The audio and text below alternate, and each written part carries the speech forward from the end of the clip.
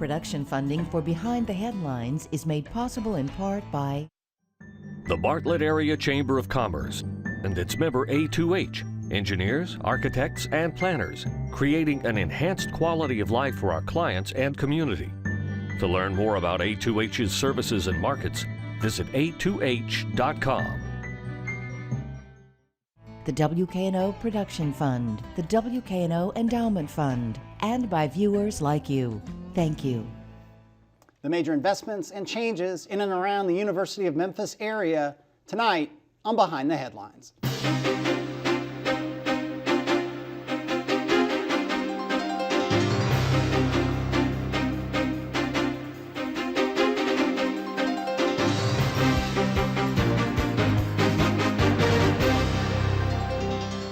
I'm Eric Barnes, publisher of the Memphis Daily News. Thanks for joining us. I'm joined tonight by Matt Prince, Senior Vice President with Loeb Properties, doing a whole lot of work in the university area. Thanks for being here. Thanks for having me, Eric. Cecil Humphreys is on the board of UNDC. We'll talk a little bit about what that is. Thanks for being here. Sure. TK Buchanan, you're with the University District and will wear a whole lot of hats, but we're calling you Community Liaison for today, and we'll talk about all the things going on under your umbrella. Thanks for being here. Thank you. I'm glad to be. And Madeline Faber is a reporter with the Memphis Daily News. So I'm going to start with you, TK. Talk about your role, because you wear a lot of really interesting interrelated hats, and it's not so much about you, but it's reflective of all the things going on in this University of Memphis area. So talk about what you do and the various groups that you work with. Okay. I've been with the University of Memphis for 23 years, and I was co-founder of the Center for Community Building and Neighborhood Action. And we were in business for about 15 years, delivering technical and research support to some of Memphis' most distressed neighborhoods. And when Cabana closed because our directors retired and moved on, it became a good time for us to focus on the neighborhoods that cradle and provide housing for the 25,000 people that we move in and out of the area through our anchor institution at the university. So what I do is essentially provide technical and research support for the 4 nonprofits, 8 neighborhoods, and about 25,000 people in the district. And what's interesting to me in part is that in everything we'll talk about today, it's not just about the University of Memphis. It's not just about the Highland Row or Highland Strip areas. It's not just about the neighborhoods. It's about how things are starting to work together. Is that a fair assessment? I think that is a fair assessment. What we do perhaps more uniquely than other areas is we do have amazing collaboration among all of these groups and among our population. There are so many people that are employees and students of the university that live in our neighborhoods that it's like one very large neighborhood as we group those together. Cecil, you were one of the founding members, I believe, of UNDC. Tell people what UNDC stands for, what it is, and what it's about. It's the University Neighborhoods Development Corporation, and we were formed in 2003, I think. The goal of it being to bring commercial development into the neighborhood, and as opposed to the UDI that kind of represents the residential neighborhoods, that umbrella. Our goal is to get the commercial, retail, restaurants, everything going. And so that comes to you, to Loeb Properties. You all have made something of a big splash in the university area. Talk about what you all are doing and your various projects there. Well, I'm a UNDC board member. I was asked to be on the board in 2014. And I will tell you something interesting about that is that our first board meeting, it was one of the first times I ever spent on campus at the university. And the one thing that kind of blew me away was how nice everything is. You don't get that sense or feel just from the borders. And so as we started to understand the university in that area, we started to realize there's a lot of investment, both public and private, going into the district. And that got our interest up, and so we started to acquire property that hasn't been touched in many, many years. The first property we looked at was, and these are separate parcels, was the old Highland Strip. And I was able to acquire 2 pieces fairly quickly, and they were the bookends. They were the north piece and the south piece. And then over time, we gradually were able to buy the properties in between those two and to begin to redevelop them. Also, we went south of the railroad track. The new McDonald's is coming up there, and there is a property owner over there that owned several parcels, and we were able to buy 2 pieces from him. One was a 12,000 square foot center right on Highland, and the other one was on Minor, 610 Minor. It's 15,000 square feet. And over time, we'll redevelop those properties as well. And so, TK, 2 things. One, let's talk about the area, and then we'll come back to a couple of things that Matt just talked about. But and I think we have a map we'll put up that defines that we're not just talking about the university and Highland Row, Highland Strip. We're talking about a much bigger area, and you mentioned some of the neighborhoods that there's under your umbrella. But also, there was a dead period of time where there wasn't this sort of investment in the area. Is that, I imagine, a very welcome change for you? And how does that jive with investments in residences and neighborhoods and so on? Well, we've actually, I always refer to this as our Renaissance, as our University District Renaissance, and I use that hashtag on social media quite a bit because it absolutely is. One of the first things that dies in a neighborhood is commercial investment. And when commercial investment goes, neighborhoods start to decline. And we had quite a bit of decline in our area. And part of the way that they leveraged my expertise as a housing and crime specialist is to work with the neighborhoods to reduce both of those items. And reducing crime and blight, they're interrelated. That requires quite a bit of work on problem properties.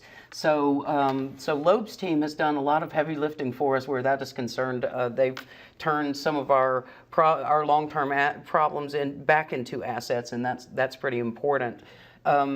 One thing that we did discover is that it's sort of a myth that students have special needs that are different from everyone else's, and we don't really have to scramble to deliver a whole lot of things that aren't useful for the whole community. So once we sort of dispensed with the divide between these two populations and we came to terms... The students and the residents. The students and the residents.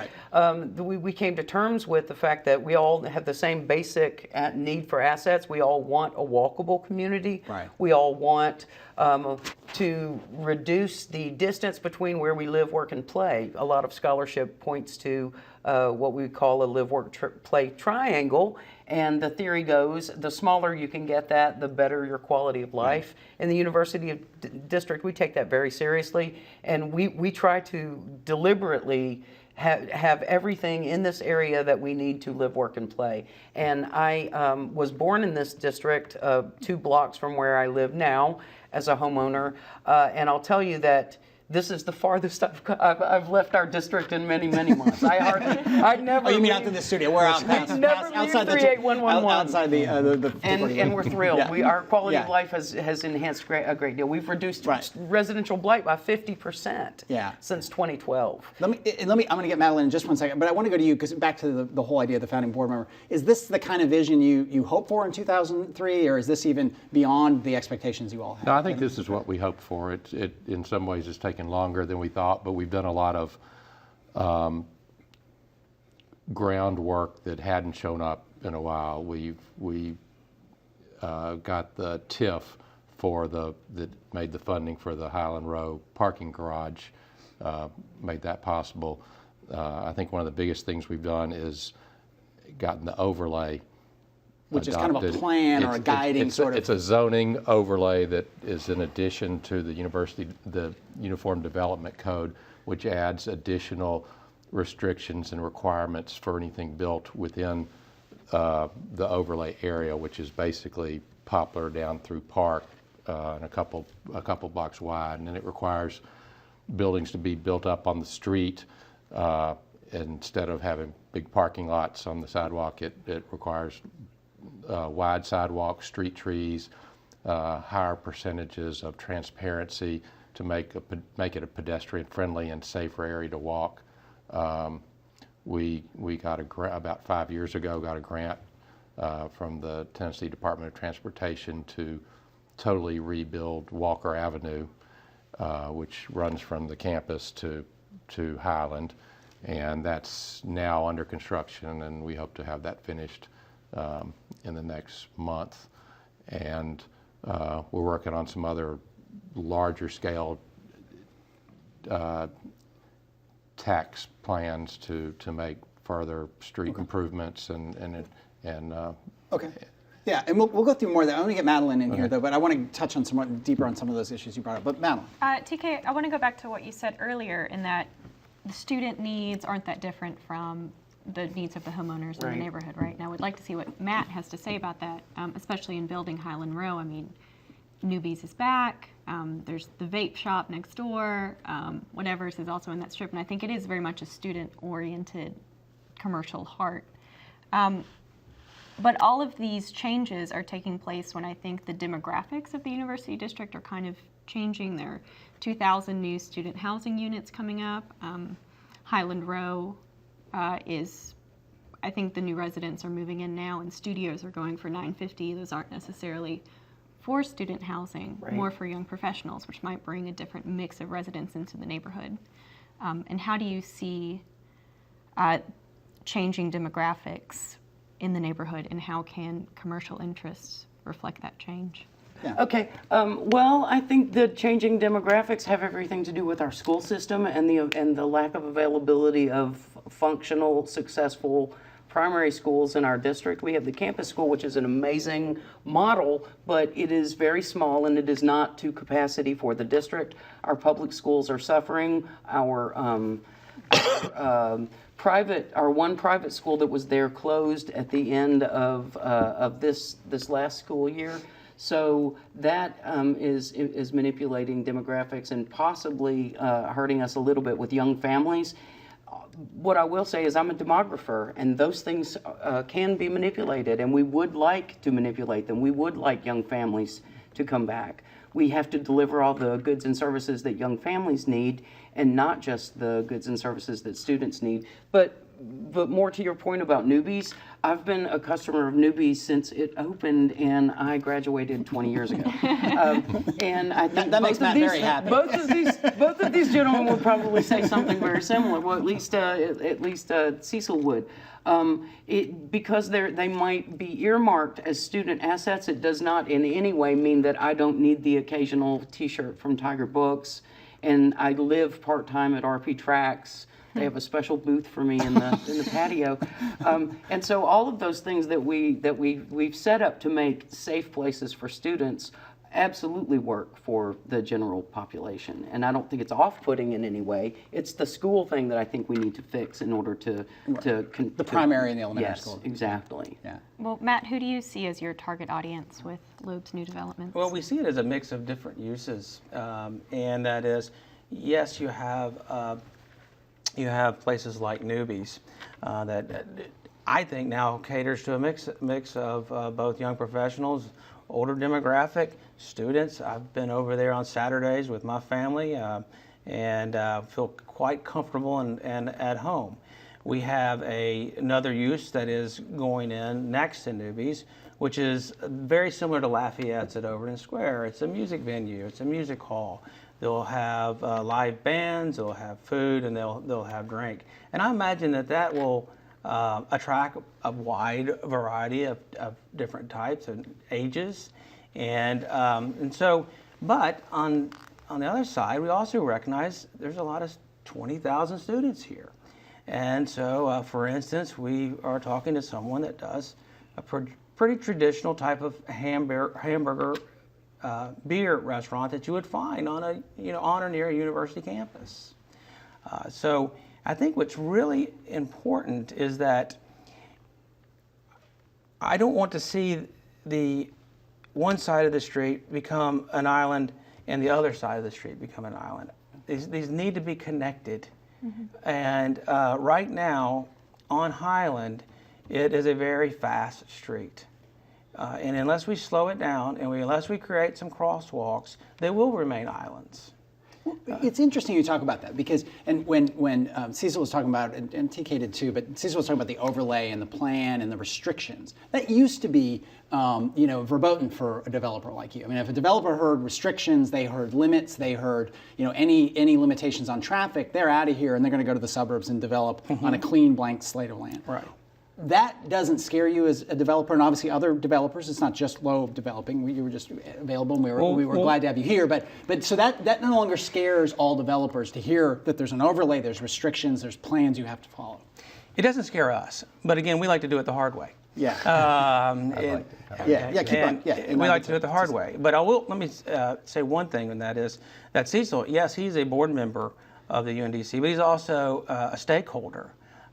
He was a pioneer redeveloping property in and around that area. Yeah. When I hear about restrictions, yes, do we scratch our head and, all right, what do we have to do here?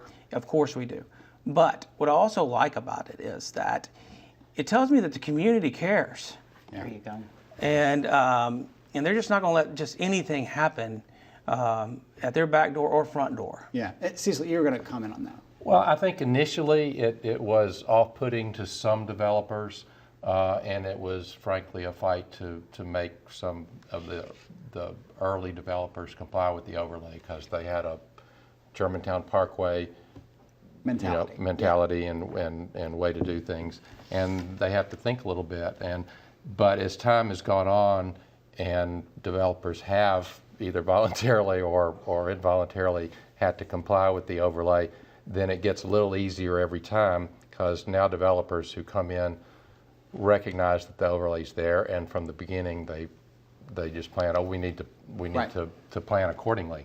Yeah. And kind of what Matt was saying too, it creates kind of a safety area for developers, because they know what's going to go in next door to them.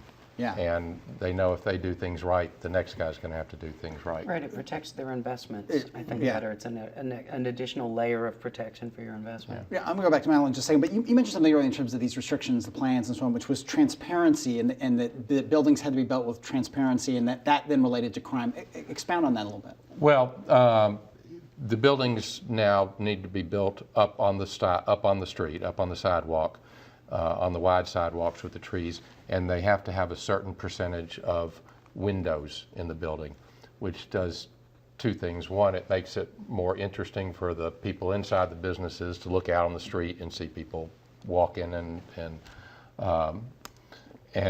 for the pedestrians, it makes it a much more interesting walk when you're walking a mile down the sidewalk, to be able to look in restaurants or retail establishments and see what's there. And it's a safety issue. If you're walking down the sidewalk at night, it's kind of nice to know that people are right on the other side of the glass watching, Right. in case something bad happens. Right. And the flip side to that, of course, is stores and other retail that don't have transparency have greater crime incidents. It's just a fact. We can't protect you as your village if we can't see that you're being robbed. Yeah. And especially for dollar stores and for convenience stores, they like to put posters on glass. They like to paint glass. I've they never put thought about that. products That's interesting. in front of glass. We can't see you in there being robbed, and so we can't help you. And that, Because you do think to of me, those that's buildings as pretty being clear. front, just all glass. Right. I think of a convenience store, I think it's all glass, but you're right. It's Right. all, It's I'd got- never thought about that. yeah, and we require what is that? 70% transparency, something can't along remember those what lines. the percentage I think is. it's High something like percentage, that. And there are still people that subvert that and deliberately block their glass, even though they build to the standards. Yeah, You sure. might still come into our district and find some of our convenience stores aren't complying in that way, and that's undermining their own success. It's undermining their own security, and we try to resolve that as much as possible. Yeah, back to Madeline. So one of the largest projects underway right now is Highland Row. It's 354 apartments, 30,000 some odd square feet of retail space. 515 parking spaces. Huge, make a huge impact on the area. And when we first learned about the project, there was a piece of land to the west that was sort of set aside for future townhomes. Matt, we were speaking before the show, and you said that Low Properties has purchased the land or is soon to purchase the land. Low Properties has it under contract, and that was as of late last week. Okay. And so now we have the property under contract. We are getting a feel and sense of what is the best residential type use for the property. What is going on over at Ellsworth and the East Button neighborhood is that there's been a tremendous demand shown for new housing, and a house that was built on Prescott, less than a block from Ellsworth, sold before it was finished. There are two on Ellsworth that are coming up, and they're selling before they even start. Plus a house traditional home that was on the market was sold in 24 hours at ask price. So if this is very strong demand indicators for us, and so we are getting we're getting confident that this community is certainly on the rise. We talk about residential and that neighborhood. We talk about neighborhoods maybe on the margin, and the foreclosure crisis hit a lot of neighborhoods around the country and in Memphis really hard. Talk about how those neighborhoods around the university survived and things you were able to do or wish you could have done to help them get through that very rough period in the housing market. Gotcha. Well, it did sweep through the city, and in zip codes like 38127 up in Fraser, it was pretty serious. It was very, very serious and decimated parts of southeast Memphis, and those are still percussing to some degree. We still have quite a few big empties out there that have never been reoccupied, right? In the University District, we have an insatiable need for student housing. So we were largely insulated from a complete implosion. We had some foreclosure, but not the same level that the rest of the city experienced or the nation. We were able to, I'll tell you what, it resulted in a tenure transition for us more rapidly than the rest of the city. It seems that nationwide we're holding at above 50%, and in Memphis we're even a little higher than 50% that of owner-occupied residential housing. Okay. In the University District, this varies widely by neighborhood. Yes, on our northern neighborhoods, those are mostly owner-occupied. But then when you go into a neighborhood like Normal Station, which is sort of the heart and center of our residential area, Normal Station's only about 37% owner-occupied now. That means 7 out of 10 neighbors are students. Makes it very difficult to build associations in neighborhoods where transition happens that rapidly. And Normal Station, orient people to roughly where that is. Just south of the railroad track, and it's Right. bordered by Southern, Goodlet, Park Avenue, and Highland. Okay. And it's a World War II, just before World War II construction. They're mostly bungalows. They're starter homes, very working class, but 7 out of 10 of them are now student rentals. And there are, there's a unique set of circumstances associated with having that much rental that we have to sort of work around. And one of those is, of course, with organizing communities. Right. From your point of view, again, back to the 2003 and this kind of vision and the overlay, this idea of more students living on campus. I mean, for many years, University of Memphis was considered sort of a commuter campus, and maybe almost somewhat dismissively. I don't know why that is, but it sort of was. But maybe it hampered development and so on. Does this new push to have more on-campus or off-campus housing, but campus housing in the area, does that meet your goals? Is that in line with what you want? Yeah, I think everybody wants a denser neighborhood, and the more people living in an area support the businesses and make it just a much more vibrant area. Before I go to Madeline, go ahead. Oh, well, it's just that in the university, I think, sees that a very vibrant campus life will contribute to students living on or near campus, which will help the retention rate of the students, which will then lead to a higher graduation rate. Yeah. The retention rate for students living on or right off the campus is higher than commuters. Is that right? Yeah. Okay. All right. Last question, probably. Madeline. TK, you said something earlier that struck me, that y'all have significantly decreased the amount of blight in the University District. What are some of those tactics that you've employed? Well, we participated with the city in beta testing 311 before it exploded out onto the city. We've had remarkable luck with forming partnerships. In our city, we have what's called a police joint agency. We have 13 of those in different neighborhoods and planning districts, and ours in the University District is extremely data-driven, and it's operated very similar to how Blue Crush is executed. And since I was on the development team for the pilot for Blue Crush, we just imported some of the same attributes, and it's working. And is that we talk about blight and but also there's crime and there's working with the police department. Talk a little bit about Yes. that as well, Well, because that's got to be an issue of people feeling safe. If they don't feel safe, they're Absolutely. not going to come spend money at Absolutely. Matt's places or at Cecil's place. I mean, that's just the way it is. Exactly, and we are we're in the middle of a crime spike in our city right now, and we're spending a lot of time talking about it out in neighborhoods. The Police Joint Agency is where we come together with both mayors and code enforcement, health department, fire, and all of those guys. But also at this table is 2 police precincts, because our district is split between Tillman Precinct and Mount Moriah. So we forged strong partnerships with both police precincts, plus we have our own police department with 35 officers. All right. Thank you all for being here. I had to cut you off. I apologize. Thank you for joining us. Join us again next week.